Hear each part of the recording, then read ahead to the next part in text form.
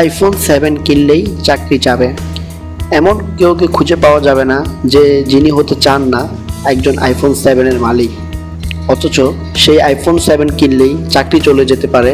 এই খবরটি অবশ্যই রহস্যজনক। হ্যাঁ, এমনই একটি খবর ছড়িয়েছে চীন মহাদেশে। চীনের হেনান প্রদেশের একটি ওষুধ প্রস্তুত প্রতিষ্ঠান তার কর্মীদের আইফোন 7 কিনতে নিষেধ করেছে। কর্মীদের ব্যাপারে হুঁশিয়ারি হিসেবে একটি নোটিশ জারি করা হয়েছে। এতে বলা হয়েছে, কেউ আইফোন 7 কিনলে তাকে চাকরি হারাতে হবে। তবে ব্যবহারকারীরা বলেছেন, এই নোটিশের ফলে শ্রমিকদের অধিকার ক্ষুণ্ণ করা হচ্ছে। চীনের ক্রেতাদের জন্য কর্মজীবনে উন্নতির পথে বাধা হয়ে দাঁড়াতে পারে বলে এমন আশঙ্কা থেকেই এই নোটিশ দিয়েছে নানইয়াং ইয়াংকাং নামক এক মেডিসিন কোম্পানি। দেশপ্রেমে উদ্বুদ্ধ হয়ে বিদেশি পণ্য বর্জনের কথা বলা হয়েছে ওই নোটিশে।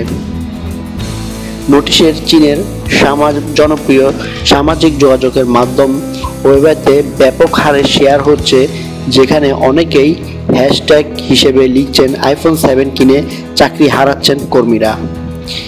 ওয়েবেতে ব্যবহারকারী অনেকে অবশ্য লিখেছেন, আইফোন 7 না কেনার সিদ্ধান্ত চীনের জন্য ক্ষতির কারণ হতে পারে, কারণ অ্যাপেলের পণ্যসমূহ চীনের ফক্সকন নামক প্রতিষ্ঠানের কারখানায় তৈরি হয়। বিডিবিডি নামে একজন ওয়েব ব্যবহারকারী লিখেছেন, এই সিদ্ধান্তের ফলে ফক্সকনের হাজার হাজার শ্রমিক চাকরি হারাতে পারে। আরেক ব্যবহারকারী লিখেছেন, এই নোটিশের ফলে শ্রমিকদের অধিকার ক্ষুণ্ণ করা হয়েছে। তবে এই নোটিশের সমর্থনও করেছেন অনেকে।